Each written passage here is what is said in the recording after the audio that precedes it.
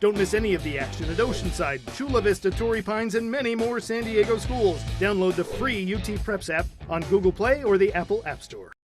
Hey everybody, Christian Pedersen, David Ring, Tommy Morris. We are inside the Canyonside Softball and Baseball Academy, and we are talking finals. We're going to be breaking down the Division IV final for you. Sage Creek coming out of the Avocado West, Sweetwater coming out of the Metro Pacific. Gentlemen, how's this matchup going to play out?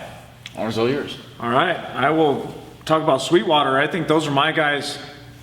I've got Justin Meza and Guillermo Espinoza really leading those guys over there. Justin Meza came up with a bunch of clutch hits this year. Same with Guillermo. These guys won all their games in extra innings. They did not lose one game after it got past the seventh. So that's partly due to some clutch hitting.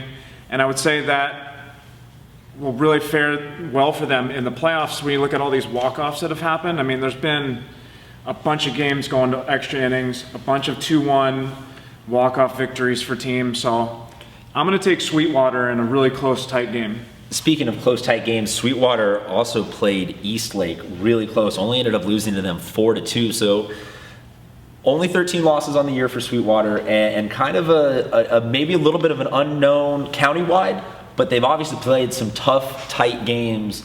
They'll be very interesting to see. Tommy, what do you see out of Sage Creek? So I'm going to think a little bit big picture here with Sage Creek. They're playing at Avocado West, like you mentioned. They're playing a bunch of big high schools. This is their first year as a varsity team, which is very impressive. They're able to put the season together they did. Little baptism by fire. Oh, yeah, I mean, we had them in your recaps a little bit. I guess I think we had them against Carlsbad when they were playing there.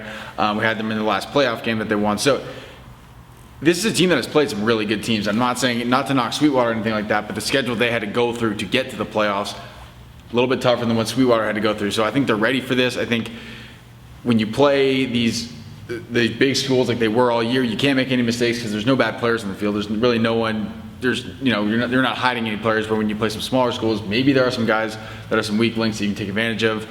Sage Creek is used to not making those mistakes, so I'm going to take the Bobcats. There's a lot to be said about wanting to play up and challenge yourself, and that's definitely what Sage Creek has done. A couple players to mention for them, getting them to this point.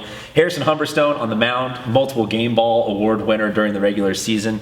On the offensive side, Sam Wesniak, we saw a couple big home runs out of him. Bryce Busher, Scott Anderson, both helping out offensively and defensively. They are a really well-rounded team that has no seniors, a chance to win a title, and set themselves up for a great run to really welcome themselves into the community of San Diego baseball.